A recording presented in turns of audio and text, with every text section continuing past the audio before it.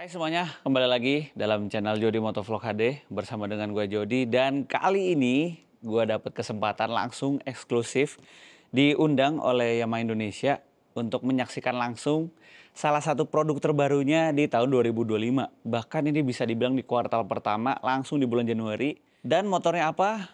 Ini dia all new Yamaha R25. Mantep bukan? Gokil. Akhirnya keluar juga di Indonesia. Dan seperti apa motornya? Pantengin terus aja video ini sampai habis.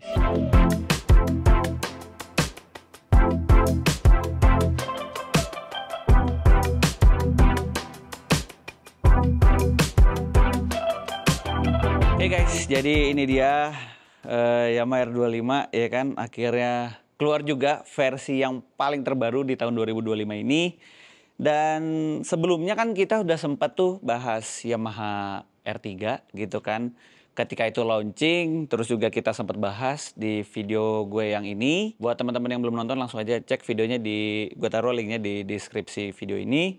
Dan ya, akhirnya ini dia wujud secara fisiknya. Kalau boleh bilang sih sebenarnya dari segi fisik kita ngelihat, kita compare sama R3 terus R25.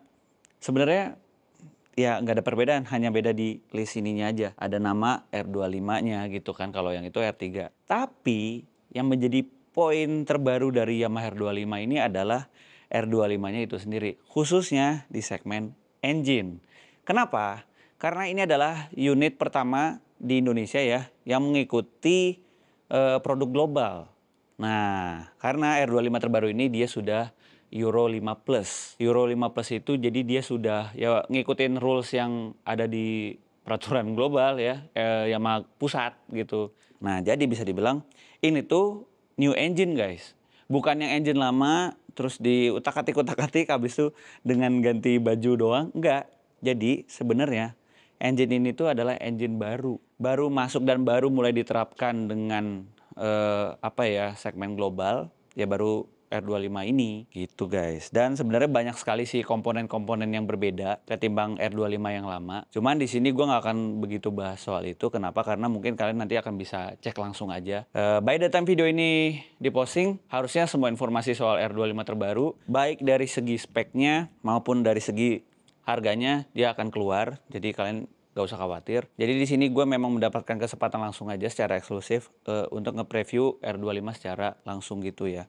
Dan memang ganteng, keren banget. Apalagi akhirnya R25 ini dia sudah menggunakan wajah baru ya, yang memang terinspirasi dari kakaknya yaitu Yamaha R9, Yamaha R7, sama Yamaha R1. Nah, jadi memang modelnya langsung fresh lah gitu ya, dimulai dari desain fairingnya lebih aerodinamis, terus juga ada semi-semi kayak apa ya, bisa dibilang sih kalau gue bilang nyebutnya integrated winglet gitu.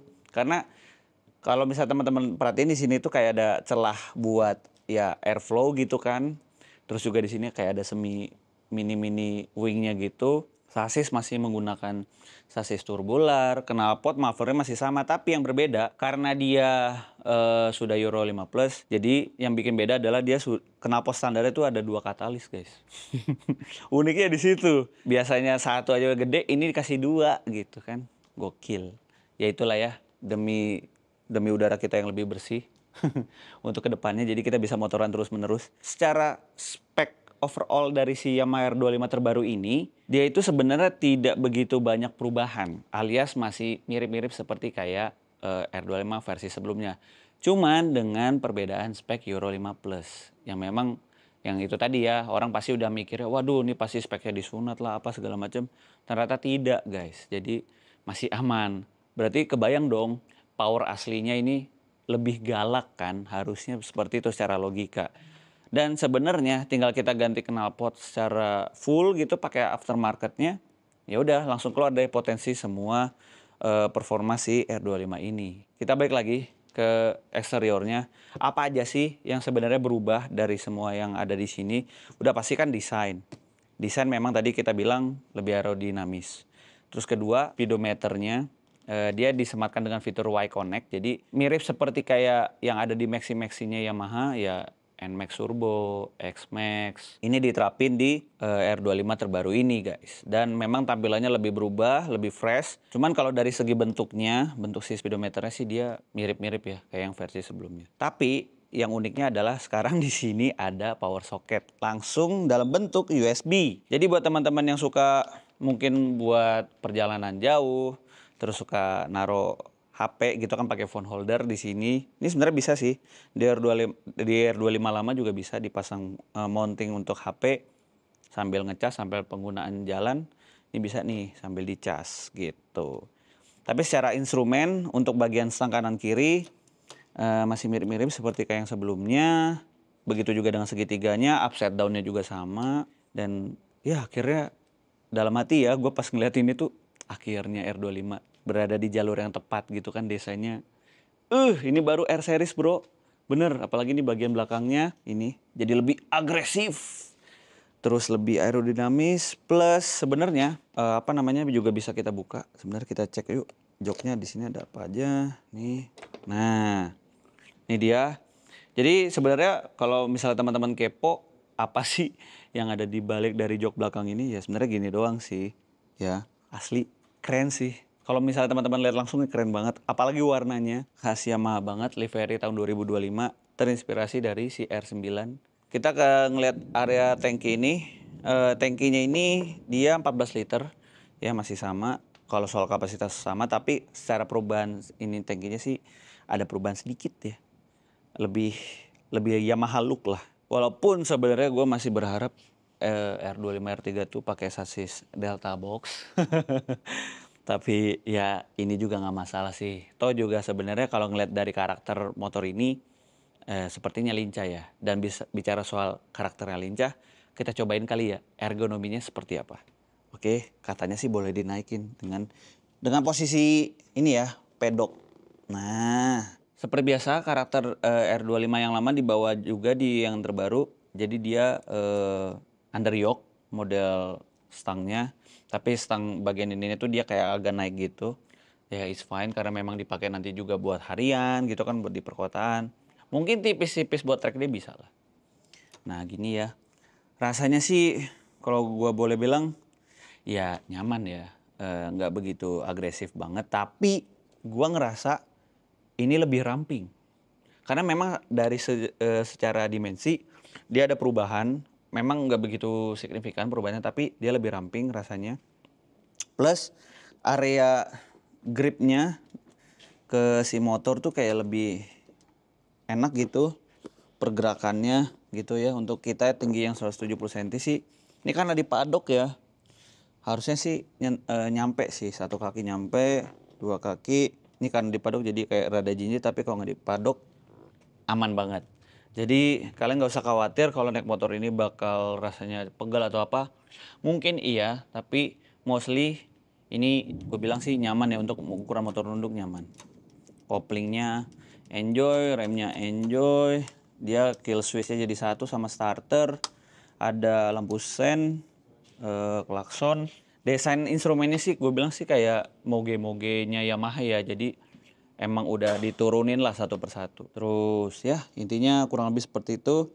Ini tuh kayak bahan buat modif banget sih menurut gua. Jadi aduh gak sabar ya guys ya. Semoga kita bisa ada kesempatan untuk nyobain langsung. Dan karena di sini ada kuncinya, penasaran dong suaranya seperti apa? Mari kita nyalakan. Di sini sih tertulis bensinnya kedap-kedip tapi semoga bisa ya, bisa nyala. Oh, odometernya udah jalan 60 kilo. Gokil, kemana tuh? Penasaran saya. Oke ya, kita coba. Padat. Ya khas R25 secara umum sih kalau ngelihat dan ngedengar suara starternya. Tapi overall sih ya mulus ya. Halus suaranya. Geber-geber dikit. Ya. Halus. Dan yuk kita lihat tuh cek speedometer terbarunya nih. Jadi ada apa aja sih indikator di speedometer baru ini. Jadi memang seperti biasa indikator gear, terus juga RPM-nya. Di sini RPM-nya tuh limitnya dinyentuh angka 14.000, ya kan? Ada jam, odometer, terus juga indikator bensin, suhu. Terus kalau misal kita pencet-pencet, oh pencetannya juga masih di sini. Trip 1, trip 2, full apa ini? Fuel. Oh, ini sisa range ya. Bisa dibilang nih range dari si bensin sisa 200 meter lagi jalan. Average liter per bensin. Apalagi nih? Oh nih ya sama. Ya itu doang. By the way, ini kan teman-teman ada ngeliat kan indikator ABS kan. Nah, ternyata di R25 terbaru yang ini, yang hadir di Indonesia, itu cuma keluar satu varian aja, yaitu varian yang ABS only. Jadi nggak ada yang versi standar itu udah nggak ada lagi, jadi tinggal ya udah cuma satu versi aja yang dijual yang versi ABS doang, menurut informasi ya. Dan memang spesialnya juga R25 terbaru ini sudah assist and slipper clutch. Walaupun sebenarnya itu adalah teknologi yang sudah lama sekali, tapi ya lebih baik terlambat daripada tidak sama sekali, betul? Jadi ya akhirnya R25 terbaru ini dia sudah assist and slipper clutch. Menarik, jadi penasaran gua buat cobain motornya. Sebenarnya video ini hanya sebatas preview, jadi kalau misalnya teman-teman berharap review atau test ride-nya rasanya gimana, mungkin di lain kesempatan karena ya ini dialah si R25 terbaru ini akhirnya ada di Indonesia. Mungkin buat teman-teman yang kepo, penasaran sama si motor ini, rasanya gimana, handlingnya gimana, ya udah tulis aja di kolom komentar di bawah. Nanti gue coba apa ya kasarnya menjawab satu persatu. Kalau misalnya nanti ada kesempatan, tulis aja semua pertanyaan kalian soal R25 terbaru ini. Nanti kita diskusi lah kayak gitu. Paling seperti itu aja untuk preview Yamaha R25 terbaru ini. Gimana menurut kalian? Ya, jangan lupa untuk tuliskan opini kalian di kolom komentar di bawah. So, kalau gitu, terima kasih banyak sudah nonton. I'll see you in the next video. Bye-bye. Peace.